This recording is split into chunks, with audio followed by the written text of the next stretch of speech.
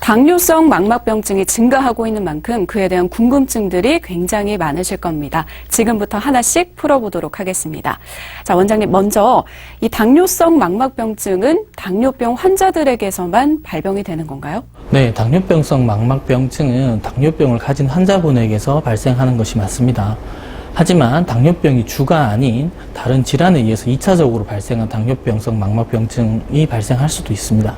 하지만 당뇨병이 주가 아닌 신증후군에서 발생한 2차성 당뇨병 환자에게서도 당뇨병성 망막병증이 발생할 수 있고 철저한 혈당 관리가 있음에도 불구하고 전신적 컨디션 변화에 따라서 당뇨병성 망막병증의 정도가 변할 수 있습니다.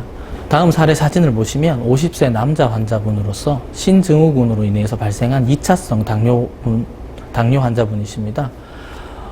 철저하게 당뇨가 조절되고 있지만 신증후군으로 인한 전신 컨디션의 변화에 따라서 황반부종이 생겼다가 가라앉았다를 반복하고 있는 모습을 보여주고 있어 당뇨뿐만이 아니라 전신적인 컨디션 조절도 당뇨병성 망막병증의 중요한 요인이라고 할 수 있겠습니다.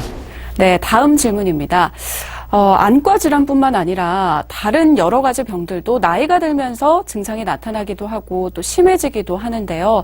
그렇다면 당뇨성 망막병증도 나이가 많을수록 발병률이 높은 건가요?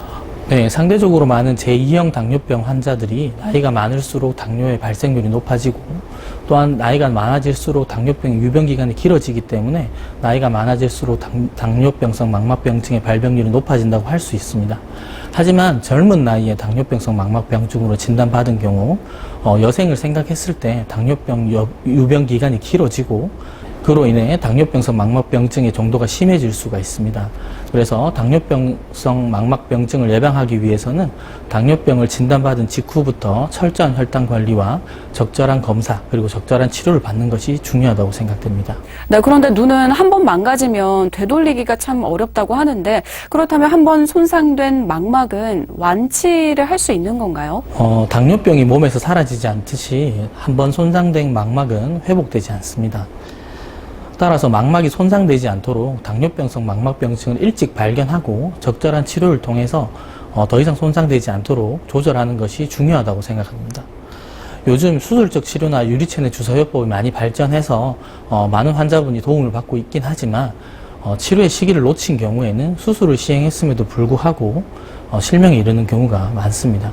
그래서 환자분 본인이 자신의 당뇨병에 대해서 인식을 하시고 철저한 관리를 하는 것이 중요하다고 생각됩니다. 네, 근데 원장님, 이 당뇨 망막병증은 당뇨 합병증으로 생긴 거잖아요. 그렇다면 당뇨가 좀 좋아지면 자연스럽게 당뇨성 망막병증도 호전이 되는 건가요? 일부 환자에게서 철저한 혈당 조절을 통해서 당뇨병성 망막병증의 단계가 줄어드는 것을 경험할 수도 있습니다. 또한 당뇨병성 황반부종 환자에게서도 철저한 혈당 관리를 통해서 황반부종이 줄어드는 것을 관찰할 수도 있습니다. 그래서 그만큼 혈당 관리가 중요하다고 할 수 있습니다.